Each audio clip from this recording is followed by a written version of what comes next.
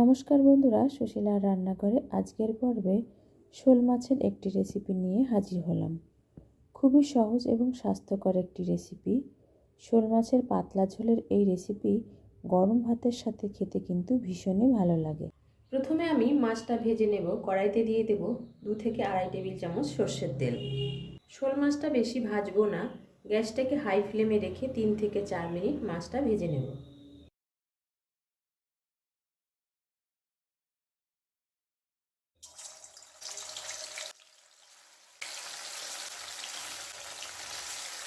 মাছের এক পিঠ ভাজা হয়ে গেছে, এবার উল্টে দেব।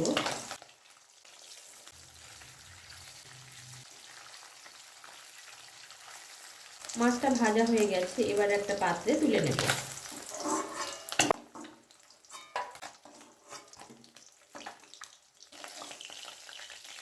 মাছ ভাজা এই তেলের মধ্যে সামান্য পরিমাণ গোটা জিরে ফোড়ন দিয়ে দিলাম, আর দিয়ে দিলাম একটা শুকনো লঙ্কা।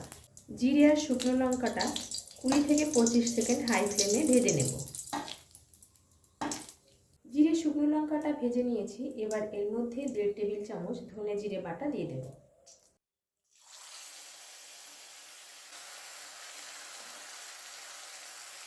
এর মধ্যে দিয়ে দিচ্ছি 2 কাঁচা লঙ্কা বাটা। আধা টেবিল চামচের একটু কম শুকনো লঙ্কার গুঁড়ো দিয়ে দিলাম। দিয়ে দেবো আধা টেবিল চামচ পরিমাণ হলুদ, সামান্য পরিমাণ লবণ দিয়ে দিলাম। এবার এর মধ্যে 2 টেবিল চামচ জল দিয়ে দেব। গ্যাসটাকে লো ফ্লেমে রেখে 2 মিনিট মশলাটা কষিয়ে নেব।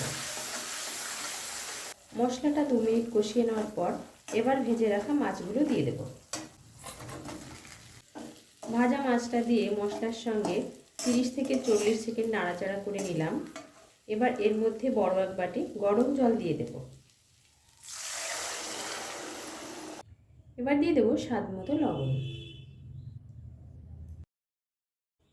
এবার ঢাকনা দিয়ে ঢেকে গ্যাসটাকে হাই ফ্লেমে রেখে 4 থেকে 5 মিনিট রান্না করব। হাই ফ্লেমে 5 মিনিট রান্না করে নেওয়ার পর আজকের পাতলা ঝোলের শোল মাছের রেসিপি একদম তৈরি। সব শেষে আমি গোটা গরম মশলা বেটে নিয়েছি, সেটা দিয়ে দেব। গোটা গরম মশলাটা দিয়ে 30 থেকে 40 সেকেন্ড হাই ফ্লেমে নাড়াচাড়া করে নিয়েছি। এবার নামিয়ে নেব।